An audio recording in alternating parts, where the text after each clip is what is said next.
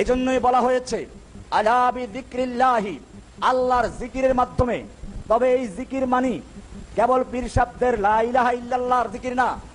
লা ইলাহা ইল্লাল্লাহর জিকির সাহাবায়ে কেরাম করেছেন, আমরাও করি।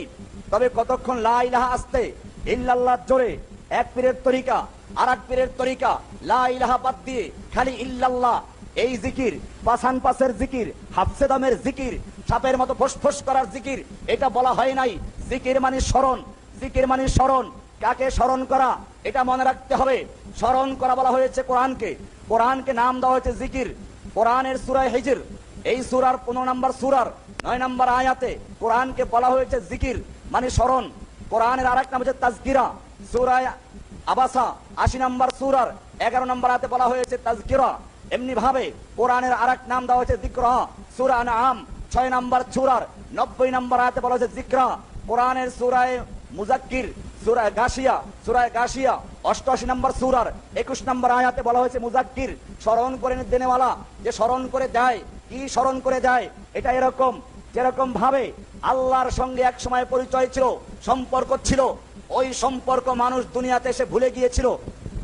আল্লাহর সঙ্গে সম্পর্ক হয়েছিল সেদিন যেদিন আল্লাহ সুবহানাহু ওয়া তাআলা এই সমস্ত রূহগুলোকে সৃষ্টি করে এক জায়গায় একাত্র করে প্রশ্ন করেছিলেন, আলাস্তু বিরাব্বিকুম, বলো আমি তোমাদের রব নই কি? এইবারে মানুষ বলল, হ্যাঁ অবশ্যই আপনি আমাদের রব, আপনি আমাদের রব, আমরা আপনার গোলাম, আপনি আমাদের মালিক। রবের সঙ্গে সম্পর্ক স্থাপন হয়েছিল। এই সম্পর্ক মাঝখানে এসে পরিবর্তন হয়ে গেল, মাঝখানে এসে চলে গেল মায়ের সঙ্গে, খেলার সঙ্গীদের সঙ্গে, স্কুলের সাথীদের সঙ্গে, এরপরে বউয়ের সঙ্গে, এরপরে সন্তানের সঙ্গে, এরপরে কর্মজীবী লোকদের জন্য তার সহকর্মীদের সঙ্গে, এরপরে আবার পরিবর্তন হয়ে সেই আগের জায়গায় ফিরে এসেছে। আলা বিযিকরিল্লাহি তাতমাইন্নুল কুলুব। যেহেতু কোরআন এই সম্পর্ককে স্মরণ করিয়ে দেয়, এই সম্পর্ককে মনে করিয়ে দেয়, এই জন্য কোরআনকে বলা হয়েছে জিকির। যেহেতু সালাত এই সম্পর্ককে স্মরণ করিয়ে দেয়, সেজন্য সালাতের নাম হচ্ছে জিকির। কোরআনে বলা হয়েছে আকিমিস সালাতা লিযিকরি, আমার জিকিরের জন্য সালাত কায়েম করো। জিকির মানে এই নয় জিকির করতে করতে লাফ দিয়ে গাছে ওঠা অথবা শামিয়ানার সঙ্গে বাদর ঝোলা, এই বান্দরামি করা কোন সাহাবায়ে কেরাম করেন নাই। এই বান্দরামি আল্লাহর নবী শিক্ষা দেন নাই। জিকিরের নামে নাচানাচি করা, জিকিরের নামে লাফালাফি করা, জিকিরের নামে বাদর ঝোলা, জিকিরকে কলঙ্কিত করা, জিকিরকে অপমানিত করা, কোরআন সুন্নাহকে বিকৃত করা। জিকির অবশ্যই লা ইলাহা ইল্লাল্লাহর জিকির করতে আমি না করি নাই, কিন্তু আমাদের কথাগুলো বুঝতে হবে।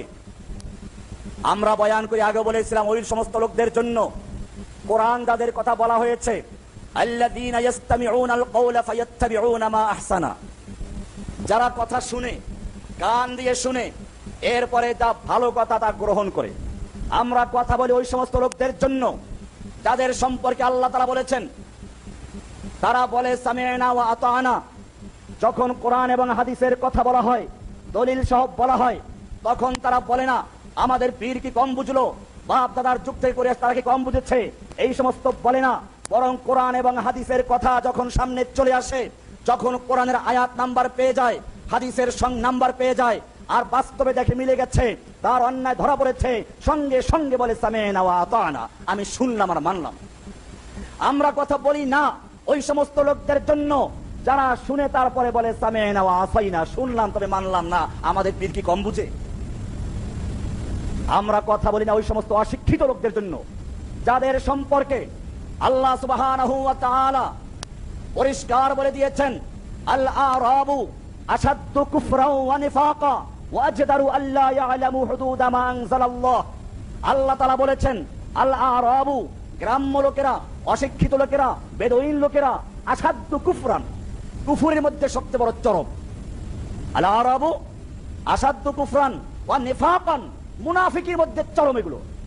এরপরে আল্লাহ কি বলেছেন, ওয়া আজদারু আল্লা ইয়ালামু হুদুদ মা আনজালাল্লাহ, এবং তাদের জন্য উচিত, তাদের জন্য উপযুক্ত এটাই যে তারা আল্লাহর কালামকে বুঝবে না, আল্লাহর বিধানকে তারা বুঝবে না, এটাই তাদের জন্য সমুচিত।